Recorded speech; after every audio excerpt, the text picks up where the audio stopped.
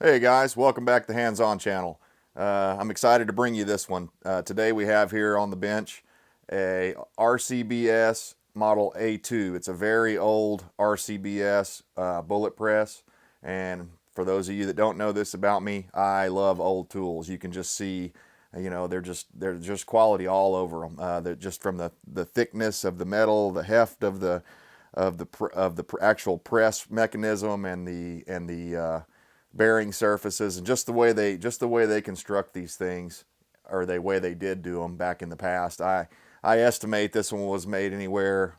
It could have been as old as the 1950s, as new as probably the 60s, or maybe even early 70s. But they stopped making this model after a while. This is the A2 model. I was reading up on them online. A lot of guys just love these things because they're overbuilt. It was a time in American history where if you bought a high quality tool, it was overbuilt and it was guaranteed to last you a lifetime.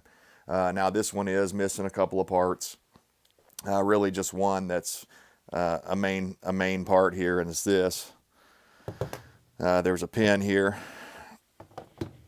that goes through this piece, and I just stuck a bolt in there I'm probably going to make a pin out of this bolt. Because I've got a smooth shank bolt here. I wouldn't want to put something that was threaded up inside of there, because that could actually eat the inside of that out. But I found a smooth shank bolt, and I'm going to go ahead and probably do a little machine work on this, cut this down, and either use a cotter pin or something like that to hold it in. But I think this is going to work for me. But you guys can see, if I can get that out of there, you guys can see here there's a lot of rust just from this thing setting.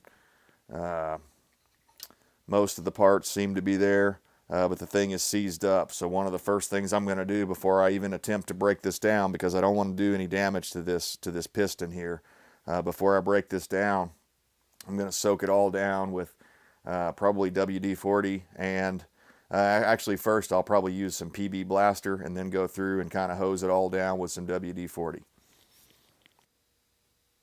Okay, I decided I am going to go ahead and remove this handle.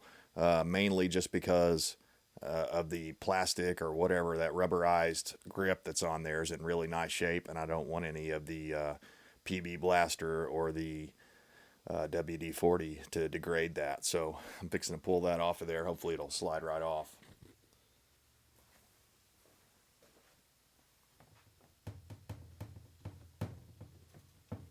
Okay, now I can set that aside and protect that handle. Found a tray here that I can set this in.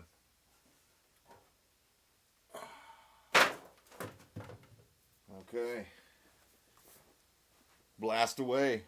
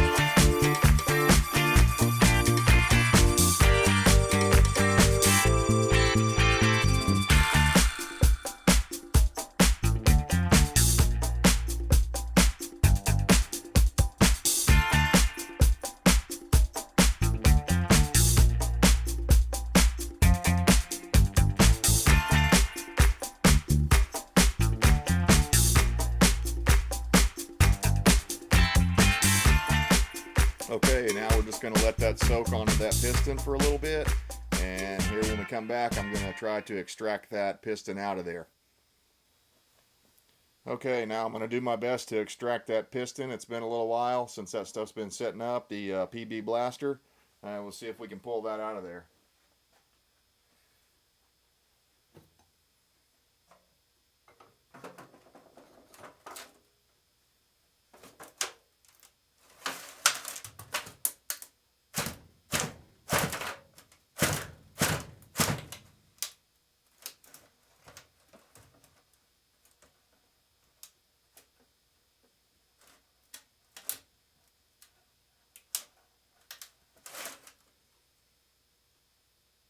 Okay, she's really seized in there.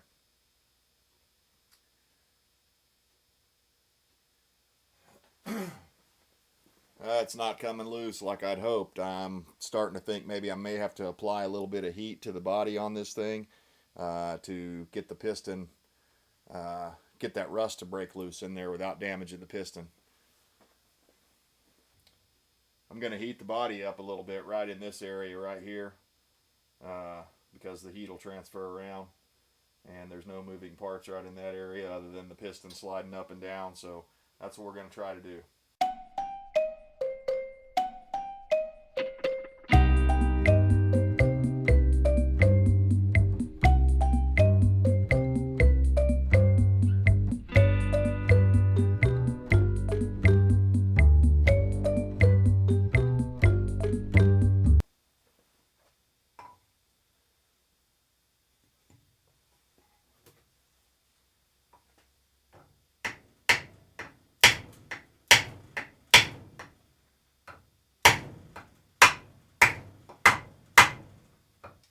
Well, I'm not having any luck on that. I'm going to have to let that PB blaster settle in a little bit longer, and hopefully that'll get in there and penetrate and get inside where I can break this thing loose.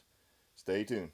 Basically, I had to chuck it up sideways in the vise like that. It was hard for me to find a way to grab a hold of this thing, but let me show you what I did.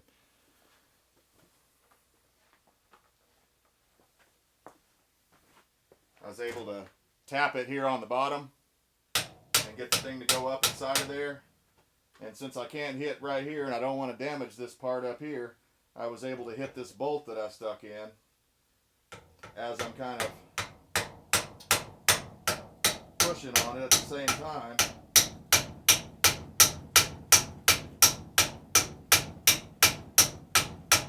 And I'm just tapping on it. I'm not hitting it super hard.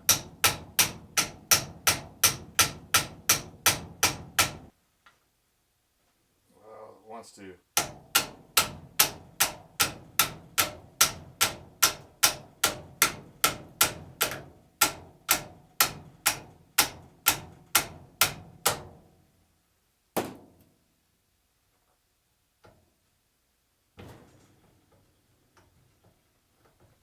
Okay, now I'm going to pull the bolt out, move this out of the way. And I may need the bolt for knocking this out, and hopefully I'll be able to just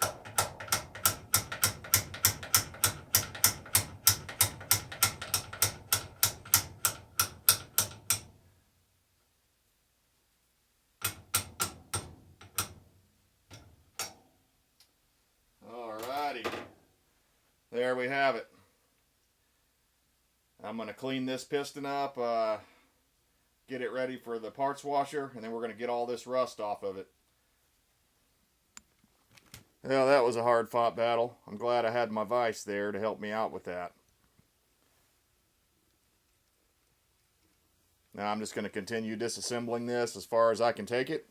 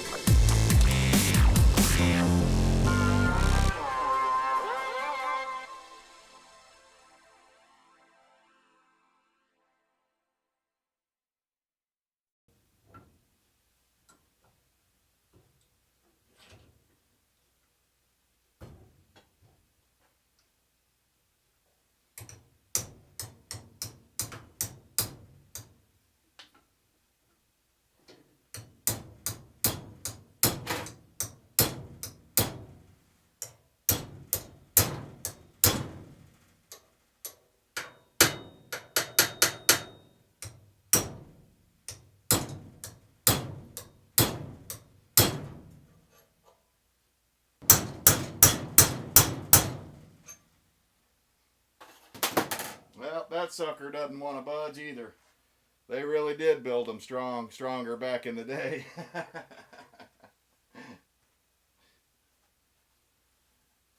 They didn't want it coming apart. Hopefully, since this stuff is hardened steel, hopefully this pipe wrench won't hurt it too much. We'll see. I'm going to try it because just the handle slips on there over it. So we'll see. But the problem I'm having is I can't tell if this thing is righty-tighty or lefty-loosey, or a reverse thread or a standard thread. So I really don't know. I couldn't find a lot of information about this because it's so old, you know, they don't have manuals on it and stuff. So I'm going to assume that it's lefty-loosey.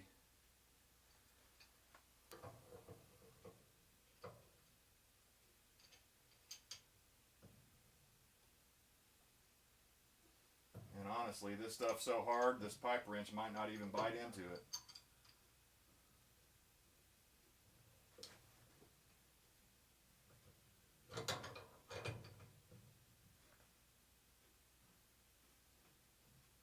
It's just, yeah, it's just skating across it.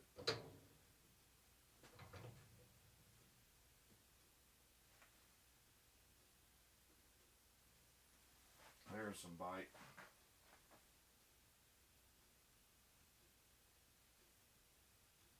All right.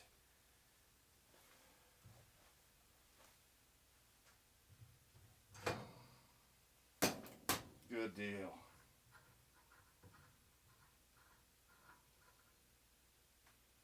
Ah, look at that. See if you can see that. That's why it was in there so stiff, was with that. This thing is it's got a taper on the end of it here, so as you tighten it up, it's pressing it down inside of that socket there. So I thought that was kind of interesting. I mean, you wouldn't see something like this on a modern tool, that's for sure. It would take too much time in the machine shop for them to add that little extra step. So pretty interesting. Okay, that is as far down as I can take it. This arm does not come off.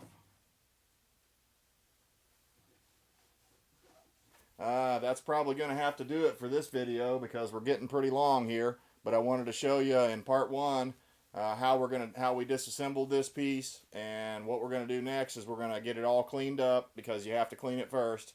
We'll get all the oil and the stuff, much stuff as we can off of it with wire brushes and stuff like that. And then we're going to throw the unit in the sandblaster. We're going to blast the whole thing up. I'm going to try to, hopefully I don't have to blast the original paint off of there. If it stays, and if I can blast it light enough that original paint will stay, maybe I'll just have to touch up because I really like that original color. If not, I'm going to try to find some that's as close as I can find to that original color. It's almost, it's not quite OD green, but it's almost OD green. So anyways, guys, in the next part of this series, we're going to go ahead and I'll show you how I'm going to clean out the sockets with different size wire brushes, and we're going to get this thing in the sandblaster and get it all working and looking like brand new. All right, thanks for stopping by, and we'll see you next time.